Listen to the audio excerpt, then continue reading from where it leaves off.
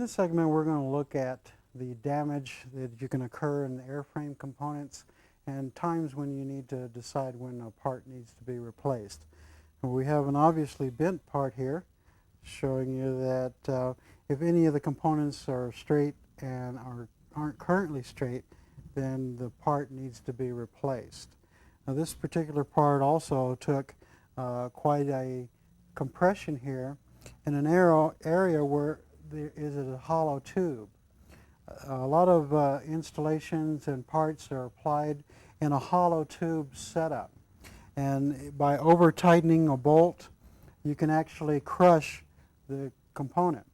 Now what we normally suggest is that you bring the bolt up snug, and about a quarter of a turn will create enough tension to keep it in a component. So this damage again here was occurred from over tightening a component and damaging a tube. This particular leading edge also occurred some damage in an over tightening phase. Again, we have a hollow tube. We have a bolt that is capable of crushing the tube completely. So by over tightening it, we start taking the tube out of round. And once the tube starts becoming out of round, it loses its strength. So we want to keep a tube in a round configuration. One of the new devices that's been invented over the last few years has been called an Instabush.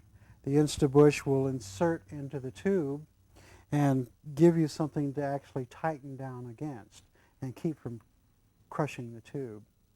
The other situation that we run into a lot with tubing, and again tubing is a relatively cheap way to build an airplane over welded structures and other things, is even elongation in the tube or the hole where the bolt goes. So you want to be sure that the bolt hole stays within tolerance. And again, an Instabush helps that to some degree. So at some point in time, you'll have to decide whether or not a component has to be replaced. Again, a bent component would need to be replaced, or a portion where it was out of tolerance to the point of failing. Now I've seen elongation to the point that you could actually almost put 2 bolts in a hole. The other situation that we get into a lot with some of the ultralights that we have now are cables. Cables are strong units, upwards of 1,000 to 1,200 pounds of strength in a larger cable. One of the things we run into with them is normally they're attached to a device called a tang. This tang puts pressure against the cable and sometimes elongates the thimble that is supposed to stay round.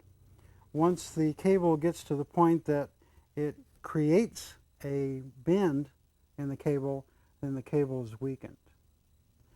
The other thing that you have to be aware of is that, again, the swedges have been swedged to the proper grip so that it holds the cable in place.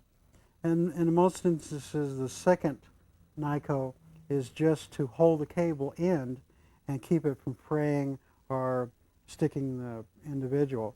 The actual strength of one NICO will hold the strength of a cable.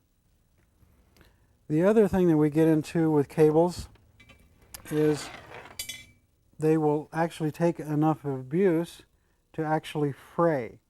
And that means that we're breaking strands. And as we break the strands, the cable starts to weaken. The protective coating on the outside is to protect generally the individual. Most of the time when you're walking around on a pre-flight, if you had an airplane that had uncoated cables, it usually grabs your hair or something else as you're walking around. Also, the protective coating gives us a barrier so that the cable itself is not chafed.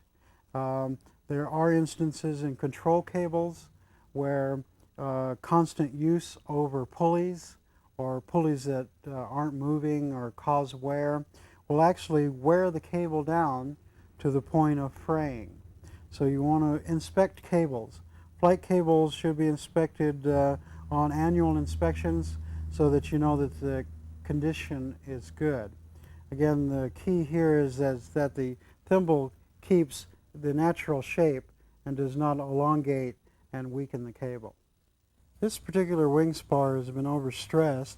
You can tell by the outer round, or the fact that it's actually bent along in this section, that it has been weakened. Anytime you bend the tubing to the point of yield, you have weakened the tubing. So a spar like this in an airplane should be replaced.